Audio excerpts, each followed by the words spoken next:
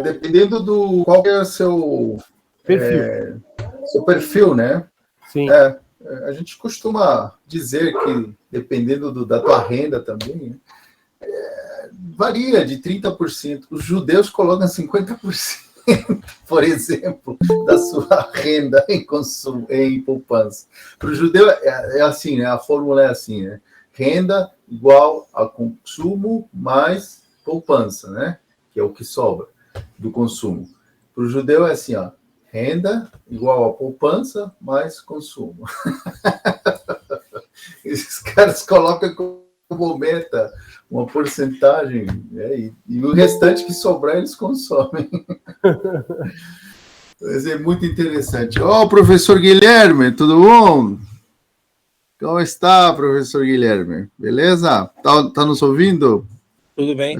Agora sim, microfone bom, hein, cara? Tá ótimo. É o novo M1. Professor. Estamos aqui com o pessoal aí Acho que você já deu aula para essa turma de médicos da Unicesumar? Isso, tô numa turma agora de contadores, anterior foi de médicos. Novembro e dezembro. Não sei se você consegue ver aí o doutor Gilberto. Não? O Guilherme ainda não deu aula para gente. Legal. Bom, então acho que é uma outra turma.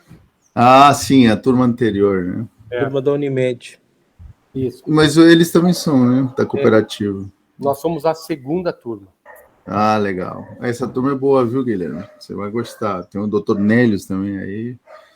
Enfim. Aliás, estamos cheios de médicos aqui. Tem o doutor Hilário. Boa tarde. Tudo bom, doutor Nélios? Como está? A minha meta é fazer com que o doutor Nélios compre um Bitcoin até o final do curso. Porra, mais barato. Comprei 500, já perdi 50. Caralho. É uma boa hora para comprar agora, né, doutor? Tá caindo. Caindo. Tá bom, é verdade.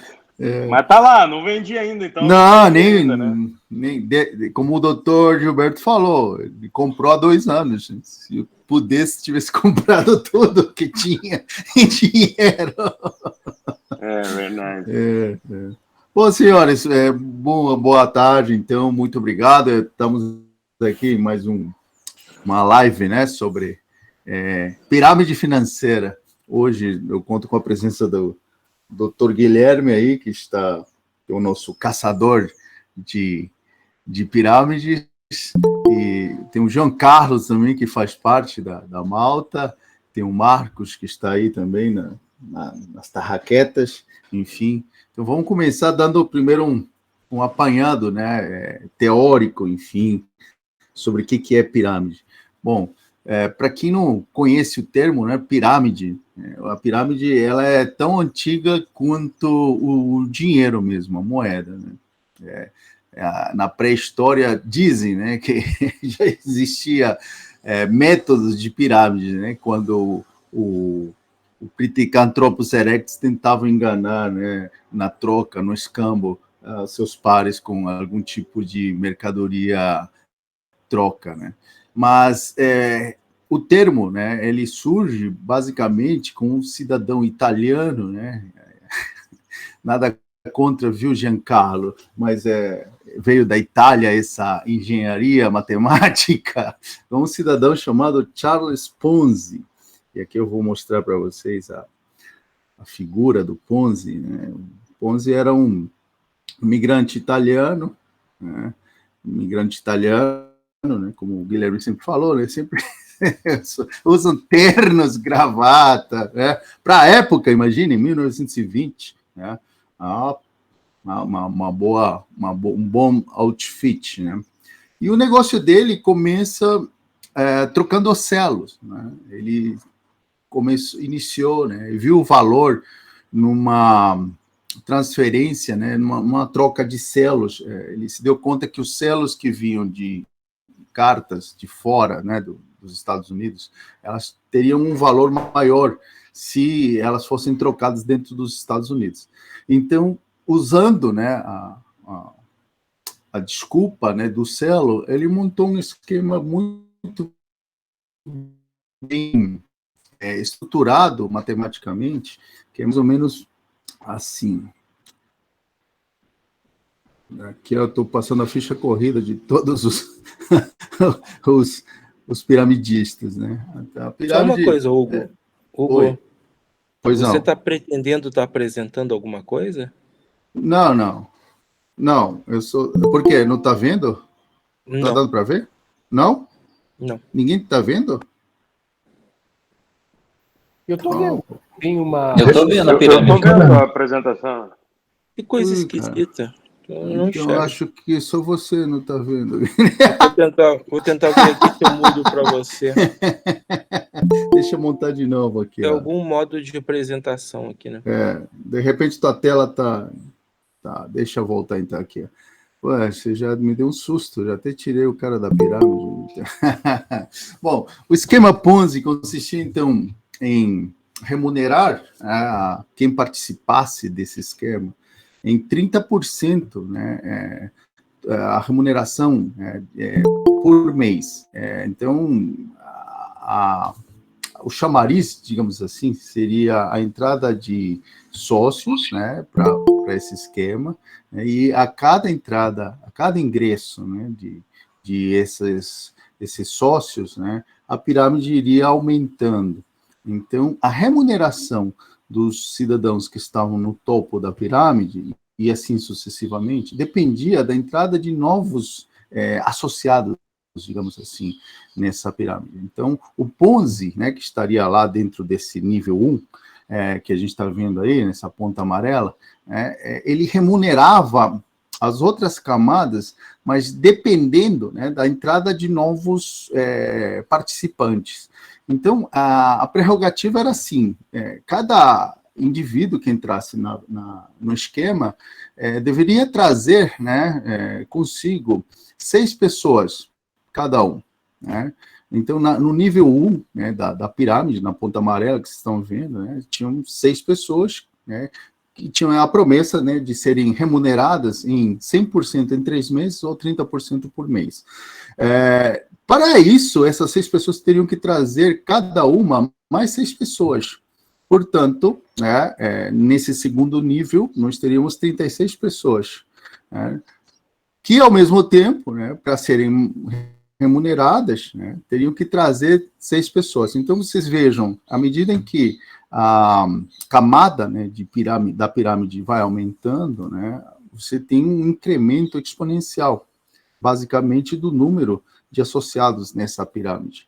Então, você chega num nível, né, podemos falar do nível 6, por exemplo, onde numa cidade pequena, por exemplo, né, de, sei lá, 100 mil habitantes, né, mais da metade, ou quase a metade, né, deles já teria que estar dentro dessa pirâmide.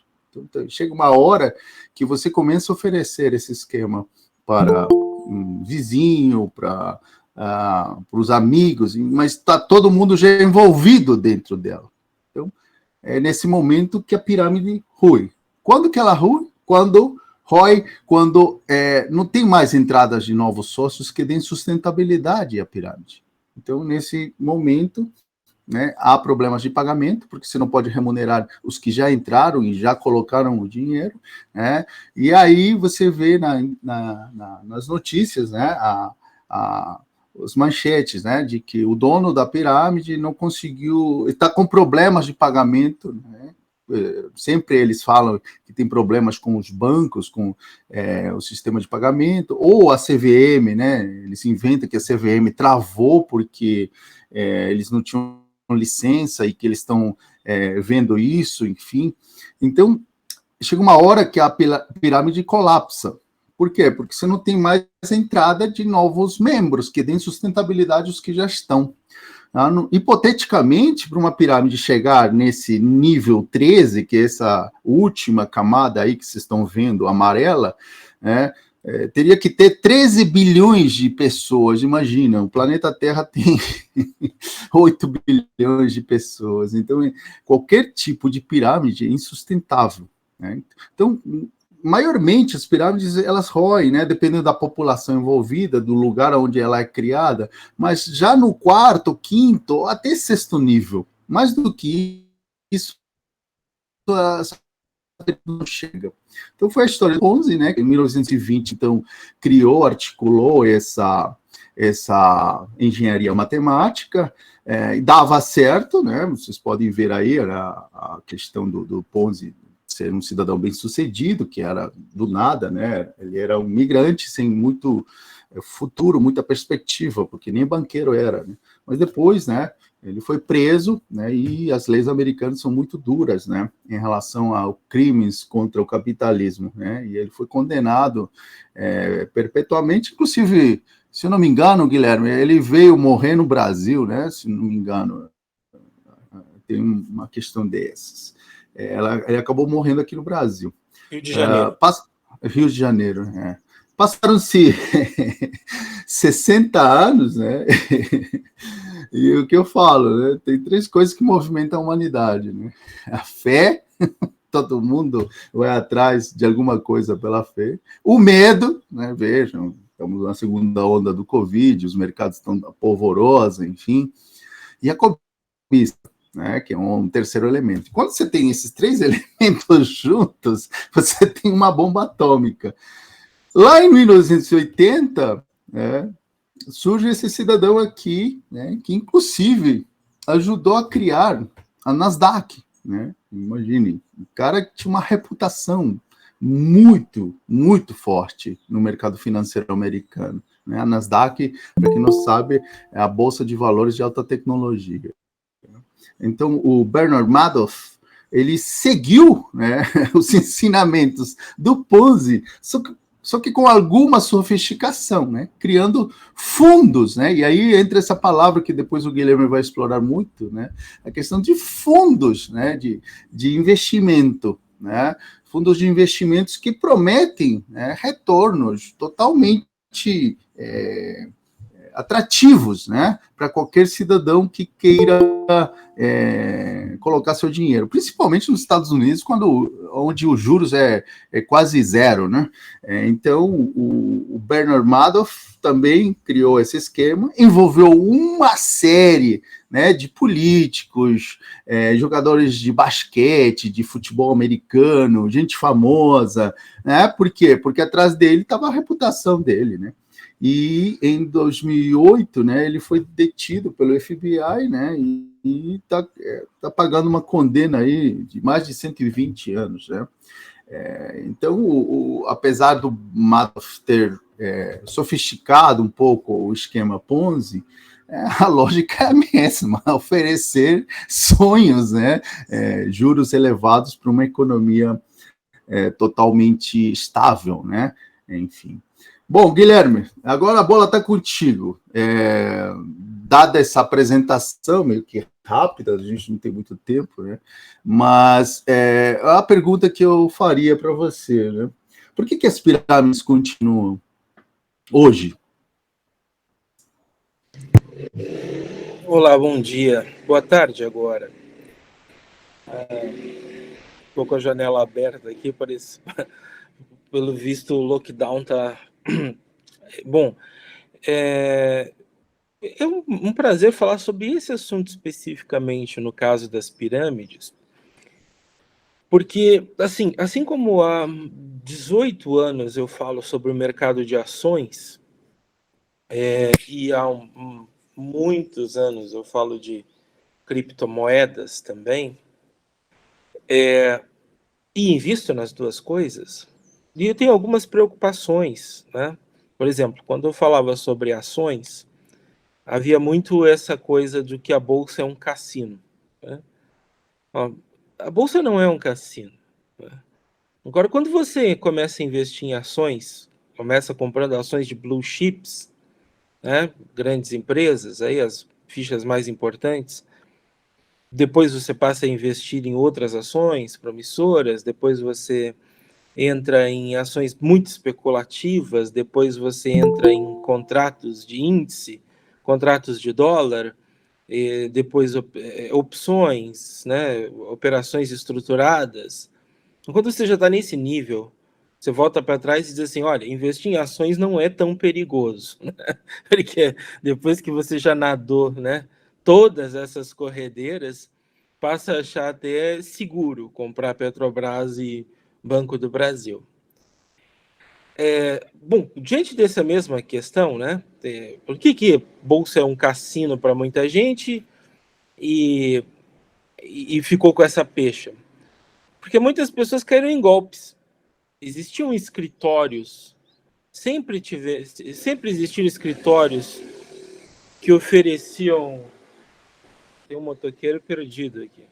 Sempre ofereciam investimentos 3% ao mês, 4% ao mês.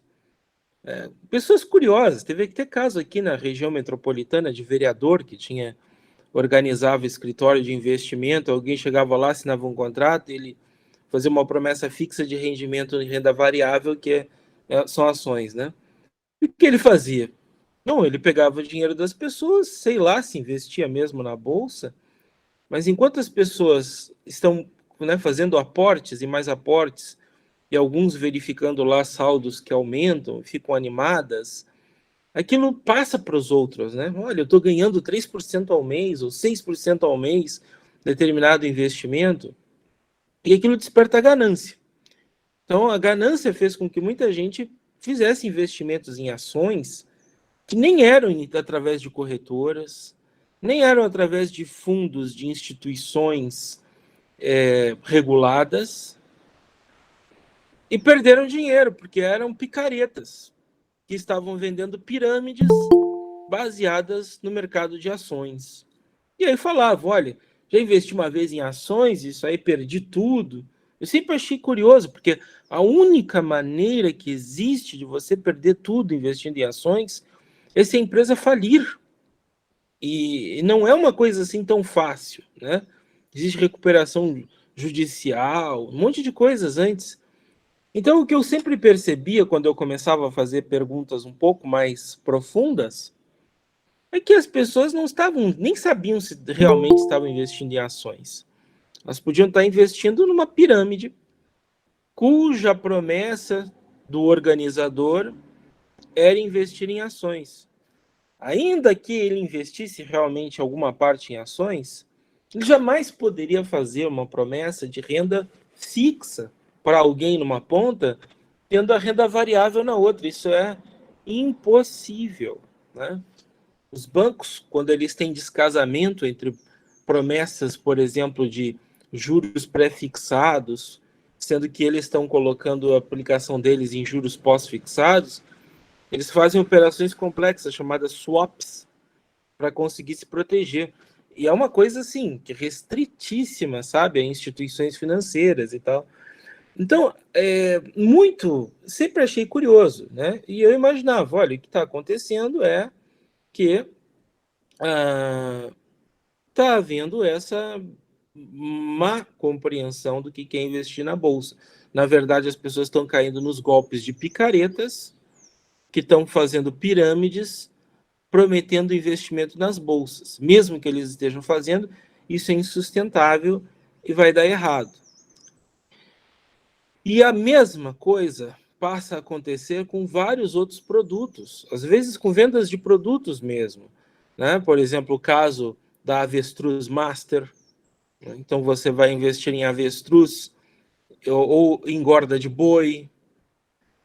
Tem alguma coisa real que eles vinculam a um investimento como pirâmide, assim como o caso dos selos do Ponzi lá, que é para dar a ideia das pessoas de que existe uma lógica. Não, o cara vai comprar um negócio e vai vender outro, mas vamos pensar assim, qual seria a lógica da venda de um produto como, por exemplo, azeite de oliva, né? Só que tem um custo de produção e tem um custo de venda. Tem uma margem. Vamos supor que 50% disso aqui seja lucro. Olha, com 50% de lucro em cima de um produto que tem todo um fluxo de contratação, produção e entrega, você não sustenta 2.000% ao ano no investimento. Então, assim, não faz sentido. Se o cara chegasse e dissesse assim, olha, eu tenho um fundo de investimento aqui em cocaína, talvez eu começasse a acreditar na plausibilidade do resultado, né? Porque o lucro é tão grande que talvez ele possa sustentar uma lucratividade de 6% ao ano, mas não faz sentido. Não faz sentido alguém Ou metanfetamina, né? Como alguém vender White. avestruz e dizer que vai sustentar o 20% de ganho por mês. Não tem como fazer isso. Né? Mas esses produtos que estão sempre ali, seja ações, avestruz, boi, mercado de imóveis, ou o assunto dessa nossa live, bitcoins, muitas vezes são explorados como aquela tangibilidade, né, que você pode ver e tocar de uma pirâmide. E isso, aliado com a ganância das pessoas, que a ganância é a fome de encontrar uma oportunidade dessas assim e explorar, isso é que faz as pessoas caírem em pirâmides. Então, digamos assim, aí o que eu quero dizer, no caso dos bitcoins, poxa, o cara tem medo de bitcoin, mas muita gente está investindo em bitcoin aí, fazendo depósitos em contas espalhadas no Telegram. Nossa, isso é evidentemente um golpe. Né? Telegram, WhatsApp, nada disso pode ser fonte de tomada de decisão e investimento. Onde já se viu uma coisa dessas? E mesmo quando telefonam para minha casa, ainda tenho telefone fixo aqui, alguém liga, eu tô falando você que eu não dou informações, sabe? Eu digo, muito bem com quem deseja falar, né? Eu não vou estar dando informações de graça assim para as pessoas, mas as pessoas recebem um Pix pelo WhatsApp, um CNPJ, uma promessa de que aqui é da HGX Capital e nós temos aqui o investimento, aí você faz o investimento num Pix, ou então você não tem uma referência do escritório, não analisou quanto tempo tem aquela empresa no CNPJ, quanto tempo ela foi aberta, uma consulta simples, porque todo picareta é recente, ele tem 1 ou 2 anos de funcionamento, esses escritórios, porque eles explodem e abrem outro, explodem e abrem outro, explodem e abrem outro, em nome de laranja, eles vão fazendo esse circuito, São Paulo, Rio, Brasília, aí eles abrem um escritório em algum lugar, e aí dizem que são uma filial, ou coisa parecida, e passam a conversa nas pessoas. Então, você tem que, quando a gente faz análise de crédito numa empresa, para conceder crédito, porque a empresa dá mercadorias e recebe em 30, 60 e 90 dias do seu cliente, né, que é uma outra empresa, eles fazem análise de cadastro. Qual é o CPF, qual é o CNPJ, quanto tempo existe, como é que está no banco. Então, isso é o básico, saber quem está do outro lado, né? E aí você vê uma empresa que abriu no ano passado, essa empresa tem muitas chances de ainda não ter dado tantos calotes, porque, digamos assim, é o início da pirâmide, naqueles primeiros degraus ali dá certo. Então só tem relatórios positivos, mas é um alerta. Quanto tempo você existe? Inclusive, em toda a matriz de análise de risco, para qualquer finalidade, crédito comercial, crédito bancário, a data de fundação da empresa é um fator que entra na análise de risco. Foi fundado quando? Desde quando você existe? Quanto tempo está aí exposto na praça? Isso é fundamental, mas não é só isso. É saber consultar a comunidade, né? Quer dizer, consultar os órgãos de crédito, os reclames aqui da vida, etc. Mas mesmo assim, né, eu digo, se já existem instituições consolidadas no mercado, o lugar de comprar bitcoins é na exchange, é na corretora de bitcoins. Esse é o lugar para comprar bitcoins. E já é perigoso, tá? Então, assim, comprar na exchange já é perigoso, porque você tem que ver que exchanges também podem ir à falência, mesmo tendo sido construídas e administradas para não falirem, porque os negócios tem um risco. Dou um exemplo principal para vocês que me preocupa porque eu tenho conta lá. A maior corretora do mundo, que começa com a letra B, né?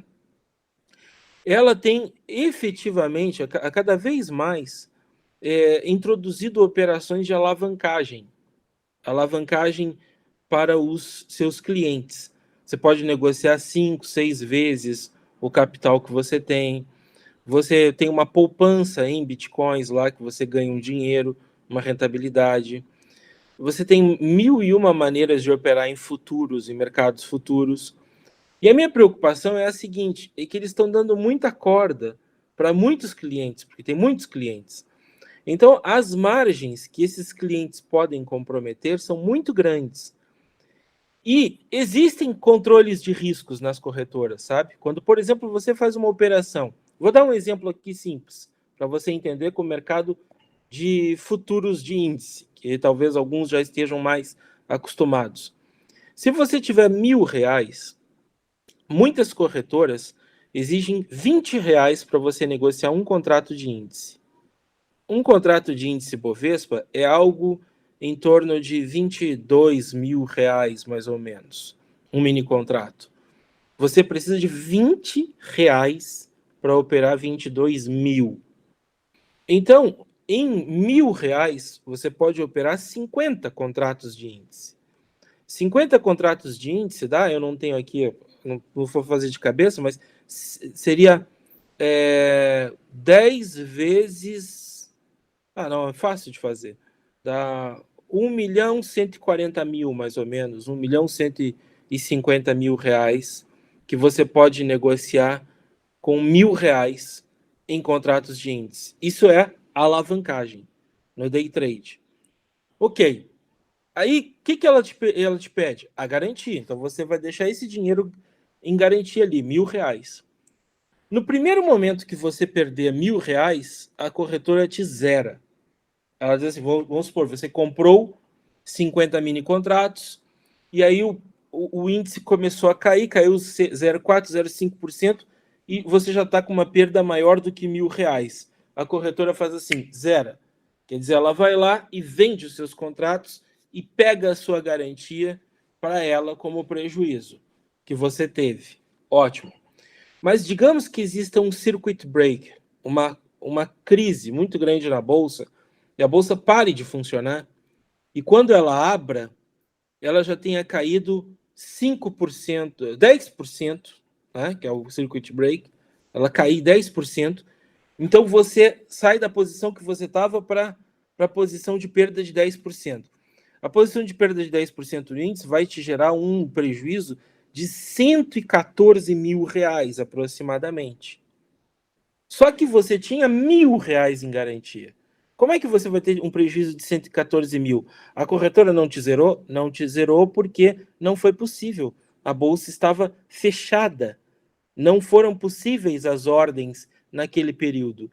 É como se você tivesse se teletransportado para uma posição de que você estava para um prejuízo enorme. E há no contrato que você assina com a corretora e com a exchange também, há no contrato, leia lá, cláusulas relativas a esse risco, é chamado risco operacional. E quando o risco é operacional, a corretora não necessariamente é responsável por cobrir aquelas perdas. Você é responsável.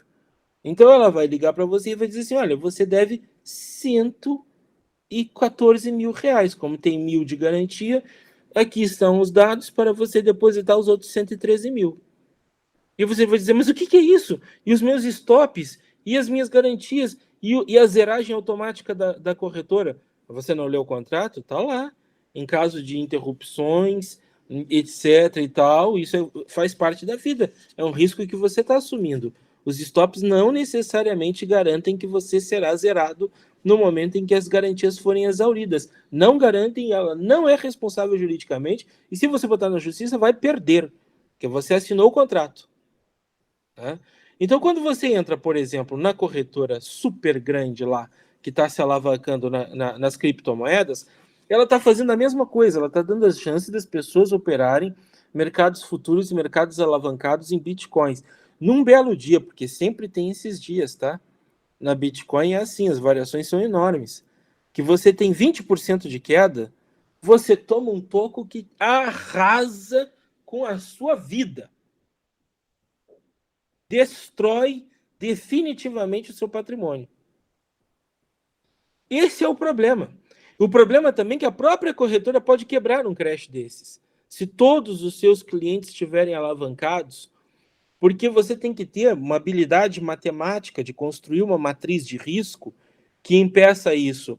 Mas nos momentos em que os mercados bombam, em que os mercados estão explodindo, isso não acontece. Todo mundo naturalmente assume mais risco, inclusive as instituições. E dá para ver isso conforme elas mudam as políticas de alavancagem. Você pode ver que elas vão facilitando. Um belo dia era R$100 por contrato, depois era 50, depois era 25, depois era 20. Né?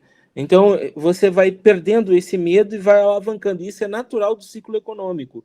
Quanto mais próximo do boom, mais malucas são as operações que as pessoas fazem. Vamos pegar também, por exemplo, no mercado de imóveis, só para tirar isso aí, para mostrar para vocês como a alavancagem, o risco, a ganância é que bombam esse tipo de coisa. Você tinha aqueles imóveis que a corretora anunciava um prédio, e aí no final de semana aparecia um monte de interessados, contratavam todo o prédio e acabavam com as unidades, e em seguida você podia vender aquele mesmo prédio, um mês seguinte, a sua unidade que você comprou, por 20% ou 30% mais caro. O que aquilo gerava? Gerava em você uma ânsia. Cadê o próximo prédio? Para eu já pegar esse dinheiro e já ir comprando, e aí eu estava com 4, 5, 6 unidades ali. Um belo dia o mercado para e você tem unidades que você não consegue vender e você precisa vender para poder pagar os custos que estão sendo gerados dos outros financiamentos, e aí fica desesperado e sai liquidando coisas. Pois então, no caso das pirâmides, um banco, o próprio banco que a gente conhece aí, os bancões do Brasil, eles são instituições muito alavancadas, que trabalham com matriz de risco de forma a impedir, assim, a administrar que as entradas e as saídas casem, os fluxos casem. Mas se houver uma corrida bancária, todo banco quebra, porque ele não tem condições de fazer frente a uma corrida bancária.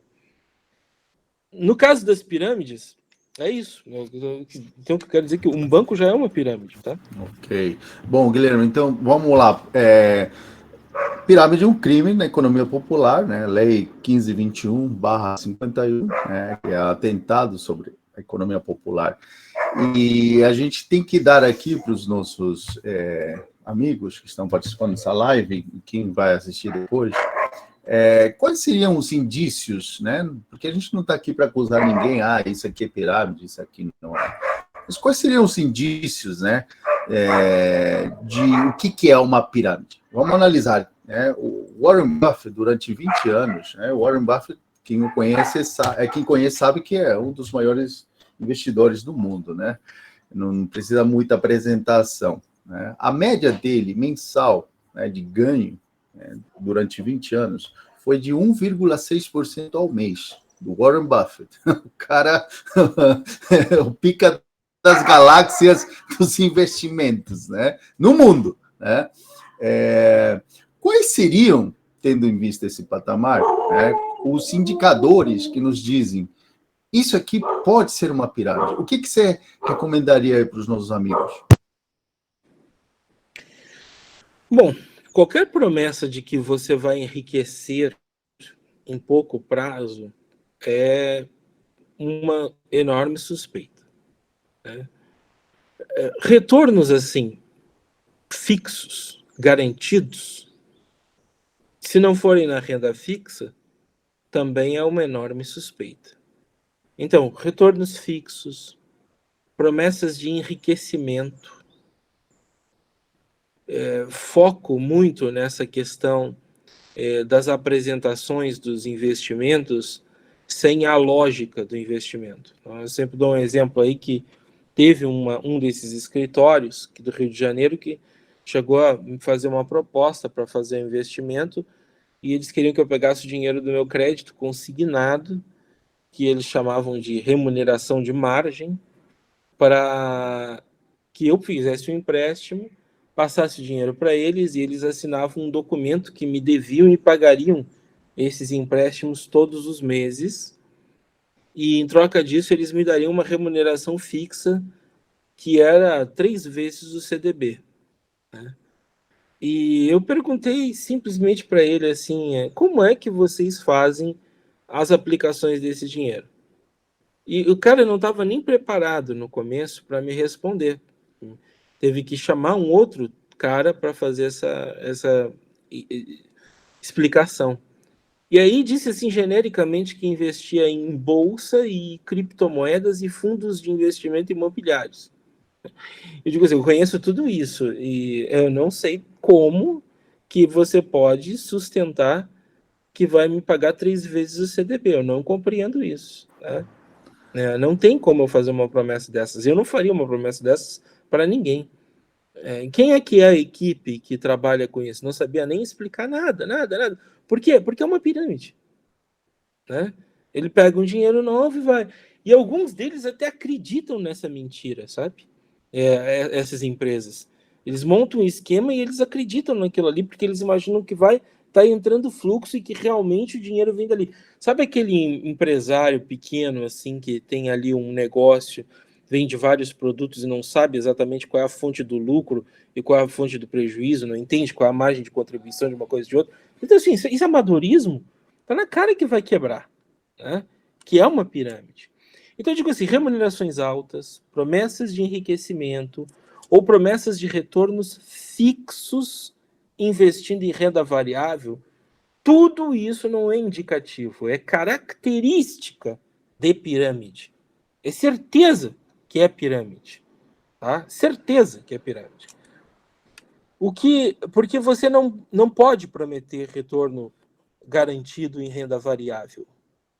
O retorno da renda variável é maior porque o risco é maior. Essa é a questão base, assim. Agora, se além disso você tiver bônus de investimentos por trazer amigos ou fazer captações, aí então é absurdo. E no caso, que tipo de coisa, né? É diferente. Por exemplo, você tem aí aplicativos, vários aplicativos que você faz indicações, a própria corretora, né? A maior do mundo e outras aí, você faz indicações para os amigos e eles te dão lá um bônus de R$10. Mas isso aí não é um problema, porque é um valor fixo em dinheiro e aquilo ali entra numa coisa chamada custo de captação por cliente. E você tem que sempre, como qualquer empresa, fazer um investimento para captar cliente, como se fosse um panfleto, né? ou alguma atividade de marketing. Você diz assim, eu vou gastar X para trazer cada um dos clientes. Então, assim, se eles estão pagando lá R$10 para o cara te indicar para o AMI Digital, ou para a corretora X, ou corretora Y, ou corretora W, isso aí não tem sentido, não tem problema nenhum. Agora, se o cara fala assim, 10% de tudo que o cara aportar é teu, é pirâmide. Tá? É pirâmide, porque como é que vai funcionar isso? Quer dizer que a empresa já nasce com um problema. Ela tem que fazer esses 10% que ela deu para você como bônus só para recompor o dinheiro que o cara investiu lá, né? Que já é uma rentabilidade 5 vezes maior que a renda fixa no Brasil atualmente. Então não tem sentido. Se você ganha X% para indicar alguém, é pirâmide. Então tá, temos agora, vamos abrir um pouquinho para as perguntas aí dos colegas, já estamos entrando nos últimos 20 minutos finais do nosso bate-papo, aí se alguém tiver alguma dúvida pode falar. Tem aqui uma pergunta do Jean Carlos: acredito que impunidade seja a verdadeira responsável pela geração contínua de pirâmides. Eu me pergunto, o que o investidor consciente podia fazer frente à crise do subprime de 2008, que nada mais do que uma mega pirâmide criada pela ganância dos bancos e do ambiente financeiro de Wall Street, com a conveniência, né, dos organismos políticos de supervisão. Afinal, alguém foi severamente punido. Alguns dos envolvidos foram elevados a chairman do Fed, do Federal Reserve. Quem fez esse comentário, pelo jeito, é um acho libertário, que tem né? que... Não, é o Giancarlo. É um libertário, né?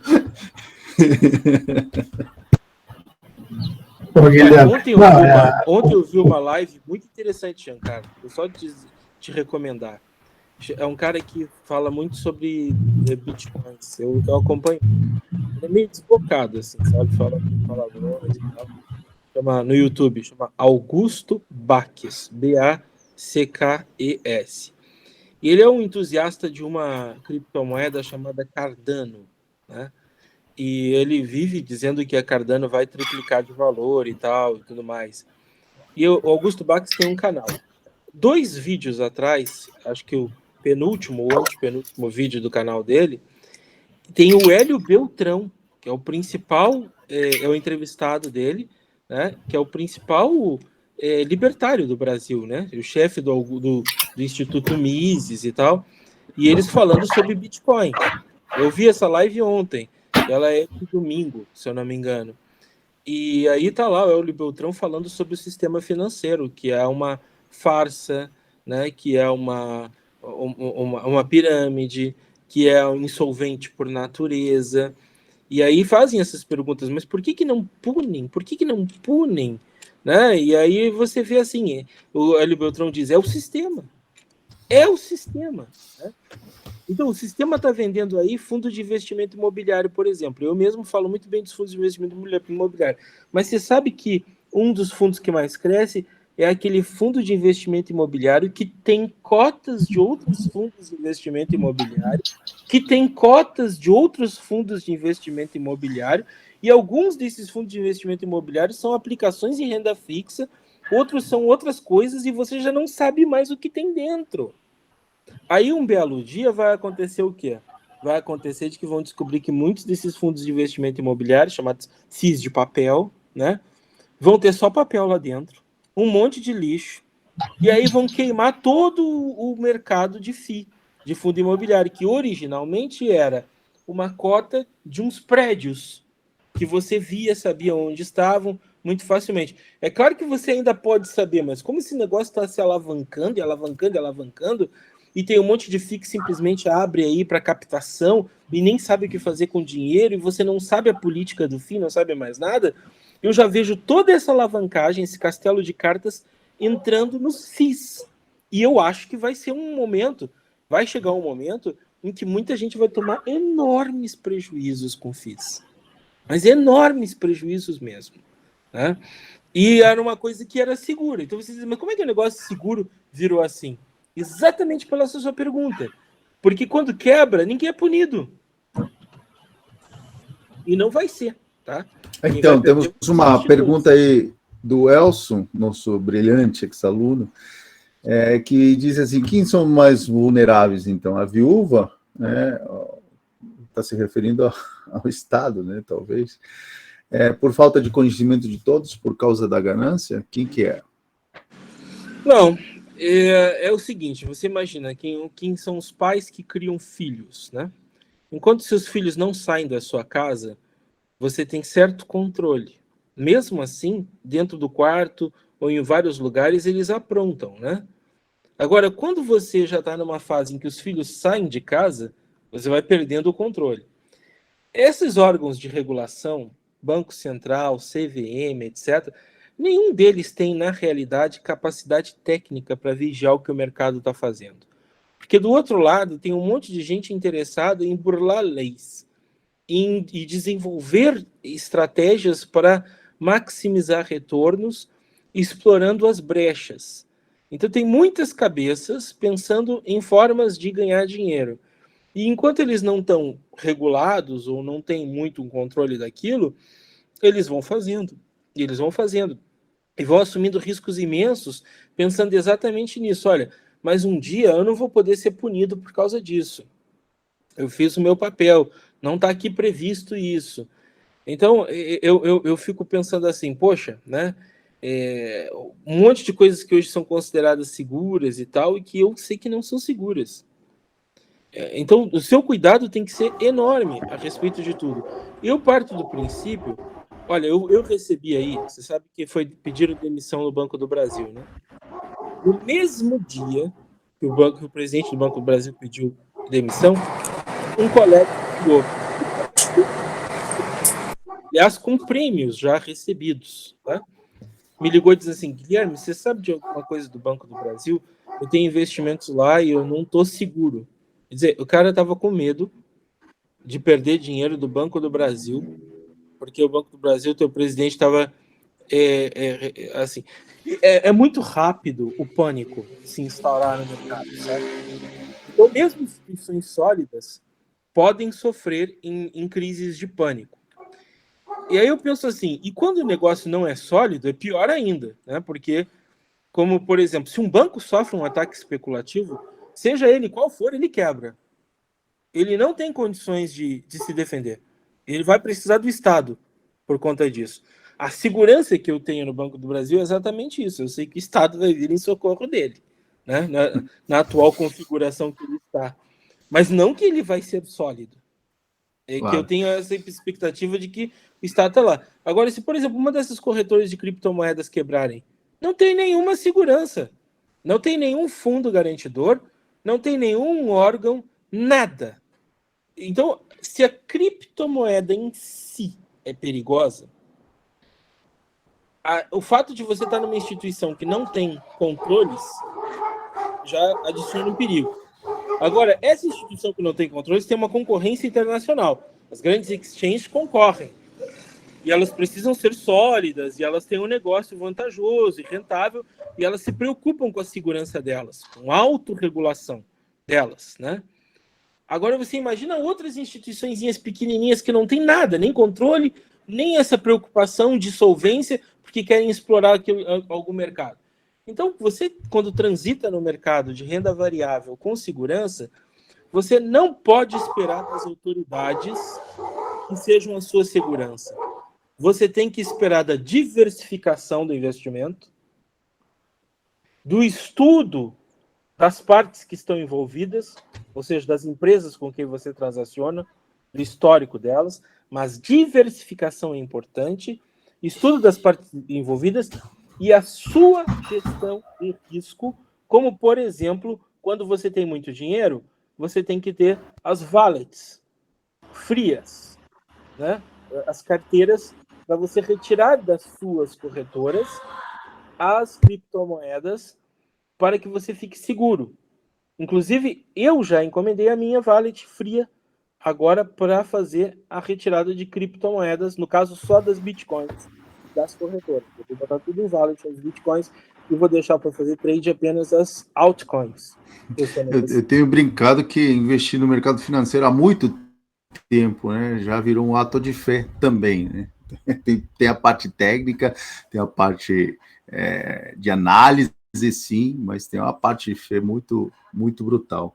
Bom, temos aqui uma pergunta do Alexandre, que diz assim, é um depoimento, né? Aqui em Balneário Camboriú tinha uma dessas empresas milagrosas e geradoras de milionários, que vendia lojas virtuais, olha só, produtos, ele varia, né? Uma hora é Bitcoin, outra hora é avestruz, boi gordo, créditos de internet, lembra? Telex Free, enfim... que renderiam muito retorno conforme o futuro milionário trouxesse mais pessoas para o investimento.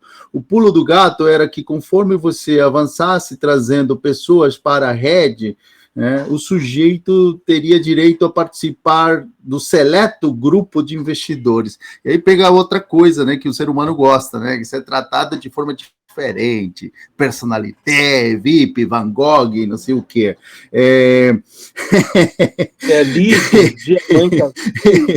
Ele passaria a receber em bitcoins, diz ele. Essa é a característica, né? Uma dica que você deu, eu achei muito legal, é ir atrás da licença, né, da CVM. Quando o cara fala que está em tratativas, né, maiormente a gente tem visto pirâmides que usam esse argumento, né? Não, A gente está em tratativas com a CVM para conseguir essa licença. Enquanto tu falou, a CVM é pequena, assim, para dar vazão de tanto golpe, né? Isso, mas olha só, Hugo, tem uma coisa importante. Saiu essa notícia, né? Eu até publiquei lá na minha página do Facebook, do primeiro ETF baseado em criptomoedas autorizado pela CVM com o BTG, né? E que provavelmente vai ser distribuído aí pelas corretoras, porque é o BTG, quer dizer, ETF, né? Vai para a bolsa até. Então a questão é assim: parece que a CVM está dando passos para regular o mercado de criptomoedas, porque ao ter essa primeira experiência do ETF de criptomoedas autorizado, né, que aconteceu no Canadá também nesse ano, e nos Estados Unidos já tem também mercado futuro, e aqui agora no Brasil tem esse aí, você colocar CVM, ETF, criptomoedas, você vai encontrar. Então, isso é muito positivo, porque algumas instituições vão ser chamadas. Agora, é bem curioso, se você pegar essa notícia aí do ETF de criptomoedas da CVM, você vai ver citado ali que alguns bancos, eu acho que, se eu não me engano, o Itaú, já entrou em contato com o mercado Bitcoin para comprar criptomoedas, né? Ou para reservar criptomoedas. Você veja lá com quem que o Itaú está conversando. O Itaú está conversando com o mercado Bitcoin, né? Com a Foxbit, quer dizer, com as nossas exchanges mais velhas e tradicionais. Não está conversando com o escritorinho na rua X, né? Tá com aquelas empresas que são as mais antigas que negociam criptomoedas aqui no Brasil, que basicamente é o mercado Bitcoin e a Foxbit, né? Essas duas principais aqui. Aí você tem no exterior a maior do mundo, que é a Binance, mas eu não sei, eu não vi se está listada na matéria, mas a Binance está entrando no Brasil também. Tá. Dentro desse mercado. Vamos deixar aberto o microfone aí para ver se alguém quer. Alguém quer fazer uma pergunta, pessoal? Fiquem à vontade. Já estamos chegando aos 7 minutos finais aí da nosso bate-papo. Espero que tenha sido bastante elucidativo. Só resumindo, então, Guilherme, se eu puder fazer um resumo então da tua fala, é impossível você oferecer rendimentos fixos numa aplicação de renda variável, o primeiro ponto, né? Se alguém te oferecer, mesmo que for 1% ao mês, né, e te dizer que é um fundo de investimento em criptomoedas, né, eles nem falam criptomoedas, falam moedas digitais, né, ou em ações, ou em ETFs, ou em BDRs, ou em FIIs, isso não existe, né? Não tem como você prever 1% ao mês, apesar de muita gente conseguir isso na bolsa utilizando algumas estratégias bem-sucedidas, mas é impossível alguém te oferecer alguma coisa fixa. Segundo, a idoneidade, né, da pessoa que está oferecendo isso, né?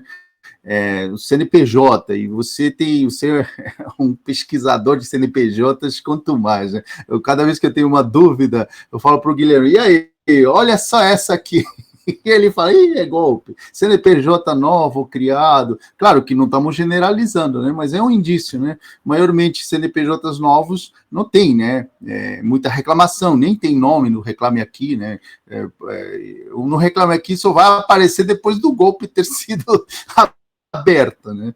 3, essa questão de trazer novos membros, né, que tem tudo a ver com a pirâmide do Ponzi, do Banoff, né, tipo, quem entra é quem sustenta quem já está lá dentro, então isso é importante. 4 é uma questão mais de figura, né, sinais de riqueza, né, os caras mostrando carros, né, de último modelo, vida de rico, caras, enfim, né? E tudo isso chama a atenção das pessoas, né, para que elas possam entrar. Isso é tangível, né? Porque você vê mesmo a pessoa comprando o carro, né, de $1 milhão de reais, sei lá, porque ele ganhou mesmo esse dinheiro, entre aspas, inicialmente, o que não garante que os que vão entrar depois vão ganhar. Finalmente, eu tenho uma percepção muito individual. Eu acho assim, depois de tudo isso que está acontecendo, depois de ver todos os anos, né, pirâmide, ou aquele mesmo no golpe do bilhete da Mega Sena premiada, né? Todo ano tem uma notícia sobre isso. A minha percepção é, o cara que entra numa pirâmide sabendo de tudo isso, é alguém que sabe que é uma pirâmide, está esperando o momento certo para se mandar, mas quando ele se dá conta, já era, a pirâmide rói, e ele entrou a ser vítima desse processo. Não sei se tem mais alguma questão que você colocaria nessa lista aí, Guilherme. Não, a pessoa também tem que ter um pouco de calma, né? Assim, digamos que não quer dizer que você não possa ficar rico, sabe? O meu plano é ficar multimilionário com criptomoedas. Se vai dar certo, eu não sei, né? Mas tem dado bons resultados. Agora, o fato é que eu não espero que isso aconteça no mês que vem. Eu não tenho nenhuma expectativa que isso aconteça no mês que vem ou no outro mês. Mas pode acontecer, né? Então, a gente tem que ter ideia, assim, que não é rápido, mas pode ser, tá? Se tiver um evento de sorte, pode ser. Mas também pode perder um monte de dinheiro. Então, não existe garantia. Garantia não existe nesse mercado. Você corre riscos e você tem que colocar o dinheiro para correr o risco. Então, eu, por exemplo, para acelerar esse meu processo de ficar milionário, eu passei a estudar as altcoins e as gemas, que são projetos muito iniciantes, que têm taxas de crescimento grande. Bom, das mais de 20 que eu já coloquei, tem umas que se multiplicaram um monte, tem outras que não deram em nada. Mas isso estava no meu plano quando eu coloquei 300, 400, 500 reais em cada uma delas. Eu sabia, essa daqui pode subir 20 vezes. Né? Essa aqui não subiu nada, caiu 50%. Mas eu fiz isso com um capital de risco. Né? Então as pessoas têm que entender o seguinte, que no mercado financeiro vale aquela máxima, quanto maior o risco, maior o lucro. Mas você tem que estar pensando no risco calculado, não em loucuras. Porque entrar em uma pirâmide, mesmo sabendo que é uma pirâmide, contando que não vai explodir, é uma loucura. Porque é a mesma coisa que você sabe assim, ó, isso vai com certeza dar ruim, né? É o Indiana Jones entrando no templo da perdição, sabendo que ele vai explodir, mas na hora de ele vai ter tempo para tirar o tesouro, né? Não, por um pouquinho que ele consegue. É muito difícil isso, né? Então a pessoa tem que ter um pouco de racionalidade. E é curioso isso. A pessoa, se você analisa as pessoas que caem em golpe, elas não são assim todas as coisas da vida, tá? Se elas chegam no supermercado e encontram um produto 4 vezes mais barato, elas ficam olhando o produto e dizem, não pode, tem que ter alguma coisa. Cadê o selo que está vencendo, né? Mas isso aí, com um produto de 3 reais, ela faz. Mas ela bota tranquilamente o dinheiro de um apartamento nas mãos de um maluco. Né? Então, eles estão compreendendo aonde que chega essa bipolaridade dali. Então, procure instituições sérias, que estão no mercado há bastante tempo, que tenham tradição em tudo, não só em criptomoedas. Para comprar uma casa, você vai entrar ali na lista do marketplace do Facebook com o WhatsApp, né, de um cara que só tem um telefone, e aí vai dar uma entrada, um sinal para comprar uma casa que está barata ali. Quanto golpe tem em todas as áreas? Então a pessoa tem que ver a velha regra, né? Esmola demais, santo desconfia. E a variável, o binômio, risco-retorno, né? Também serve, né? Que nem a lei da gravidade, eu fico brincando, né? Se negar essa variável, essa relação risco e retorno, você está negando a lei da gravidade, no caso dos investimentos. Se você quer mais retorno, tem que assumir risco, mas então, o restante, o contrário também é verdadeiro. Só para terminar, Hugo, tem uma frase daquele filme lá do... agora eu esqueci qual filme é, mas acho que é A Grande Aposta. É A Grande Aposta que tem lá, que é o escritório do Mike Baum, né? Que é o cara que descobriu por acaso, assim, as coisas. Não é o principal, é aquele cara que é o mais chato, assim, mais comprando.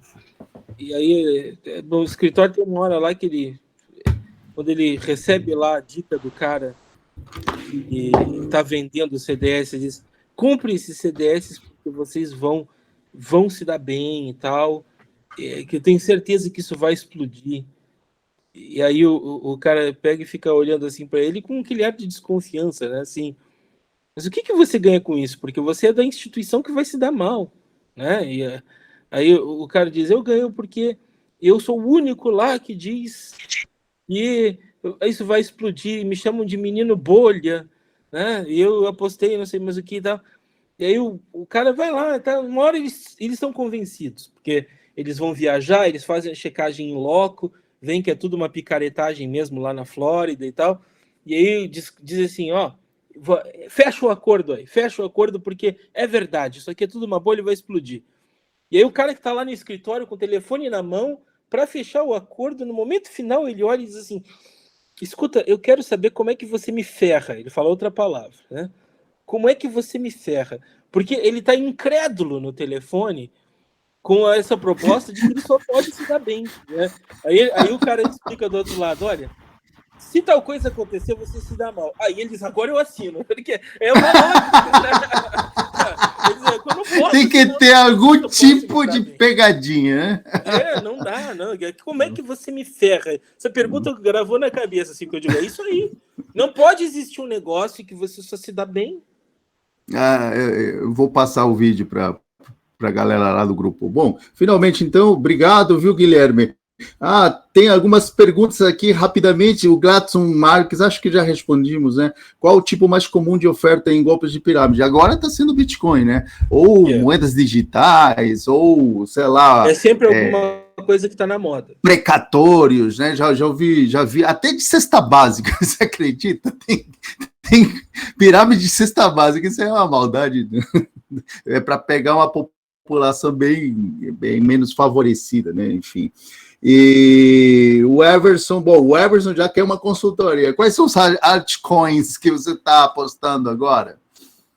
Terra, que é Luna, né? O nome dela lá. Bom, a Cardano também, a Sol. Polkadot? A Hot, botei um pouquinho, Polkadot. Polkadot já é uma altcoin que já está virando mainstream até, né? Sim. Então, assim, então, agora os últimos que eu coloquei foi o BTT, Terra, que é Luna, e também a Sol, e a Pundi também, coloquei um dinheiro nisso aí. Umas altcoins aí interessantes. Tá bom. Beleza. Lembrando, né? A Malta tem uma consultoria aí. Quem quiser, é só marcar lá. Entra lá na página malta.com.br. Não é bem uma consultoria, é uma assessoria educacional.